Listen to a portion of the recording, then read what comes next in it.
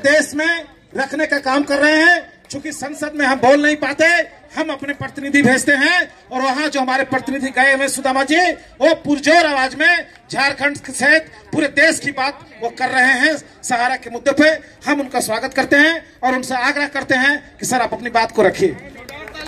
सुदामा प्रसाद जिंदाबाद, जिंदाबाद, जिंदाबाद। सुदामा प्रसाद जिंदाबाद, जिंदाबाद, जिंदाबाद। देश का नेता कैसा हो, सुदामा प्रसाद जैसा हो। सांसद प्रतिनिधि सांसद कैसा हो, सारा इंडिया भुगतान करो, भुगतान करो, भुगतान करो। सारा इंडिया भुगतान करो, भुगतान करो, भुगतान करो। धन्यवाद। मंच संचालक आप लोग अभी बैठे रहेंगे, अगर सर चल भी जाएंगे तो कार्यक्रम चलता रहेगा। साथी नगेंद्र कुशवाहा जी मंच पर उपस्थित, दमन दीव के निर्दलीय विधायक एमपी सांसद साथी उमेश भाई पटेल जी,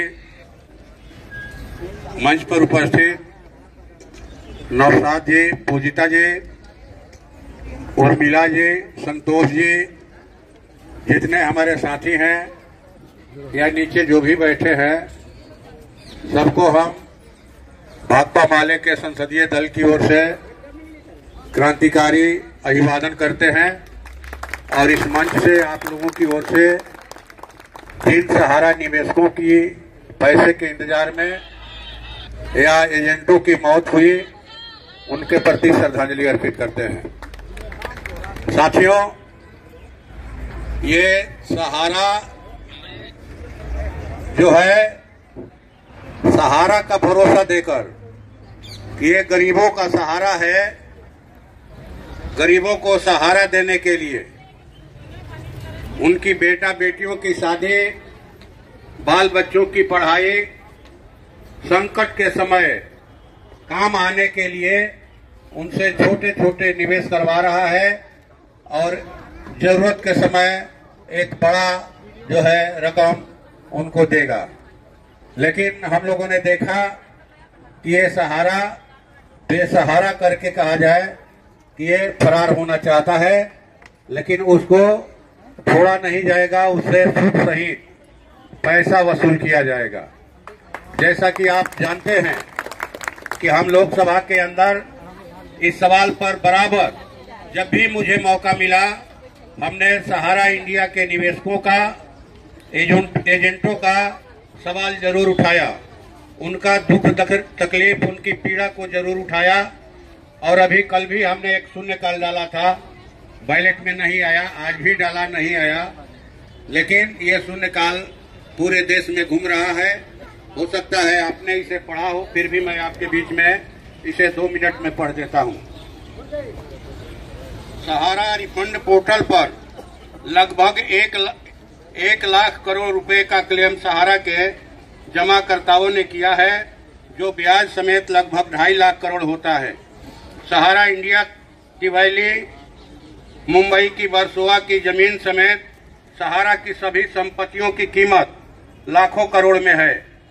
सहारा रिफंड पोर्टल पर सहारा की अन्य कंपनियां, सहारा क्यू शॉप, सहारा इंडिया कमर्शियल कॉरपोरेशन लिमिटेड भी मौजूद है। सहारा रिफंड पोर्टल पर डेथ क्लेम और MIS का क्लेम नहीं लिया जा रहा है। सहारा इंडिया के जमाकर्ताओं का डाटा सेंट्रल कोऑपरेटिव रजिस्ट्रार को नहीं दे रहा है। सहारा इंडिया से भुगतान नहीं मिलने के कारण देश भर में लगभग 10,000 जमाकर्ताओं और अभिकर्ताओं ने अभाव और तनाव के कारण आत्महत्या कर ली है।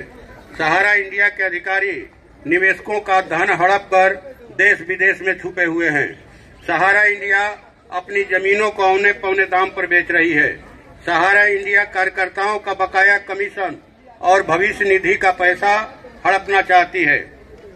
सहारा इंडिया के जमाकर्ताओं और अभिकर्ताओं का कटा हुआ इनकम टैक्स का पैसा इनकम टैक्स कार्यालयों में जमा नहीं कराया जा रहा है। देश भर में बंद पड़े सहारा इंडिया कार्यालय के मकान मालिकों का वर्षों का किराया लंबित पड़ा है। अतः लोकहित में सहारा इंडिया की सभी परिसंपत्तियों की बिक्री पर तत्काल रोकथाम व उन्हें जब्त कर जमाकर्ताओं का पैसा ब्याज सहित एजेंटों के माध्यम से वापस दिलाने, पैसे की आस व अभाव में मृत सभी जमाकर्ताओं और एजेंटों को सहारा द्वारा 10-10 लाख रुपए का अतिरिक्त मुआवजा दिलवाने, सेंट्रल कोऑपरेटिव द्वारा जमाकर्ताओं का संपूर्ण डाटा रजिस्ट्रार को दिलवाने, देश विदेश में छुपे सहारा इंडिया के दोषी अधिकारियों को गिरफ्तार कर जेल भिजवाने, एजेंटों के कमीशन और भविष्य निधि का पैसा का भुगतान व कटा हुआ इनकम टैक्स का पैसा इनकम टैक्स कार्यालयों में जमा करवाने तथा बंद पड़े सहारा इंडिया के कार्यालयों के मकान मालिकों का वर्षों का किराया का पैसा ब्याज सहित वापस दिलवाने हेतु मैं सदन के माध्यम से सरकार से मांग करता हूं। ये हमने शून्यकाल दिया 2 दिन, तो ये कल आज जैसा कि हमारे माननीय सांसद कमरेड राजाराम सिंह ने कहा कि आज वक्फ बिल पर बहस चल रही है। आज ही प्रदर्शन था मकर द्वार पर और हम लोग को उम्मीद थी कि 10-12 सांसद जो है इन मांगों के समर्थन में आपके पक्ष में पोस्टर लेकर प्रदर्शन करेंगे, नारा लगाएंगे।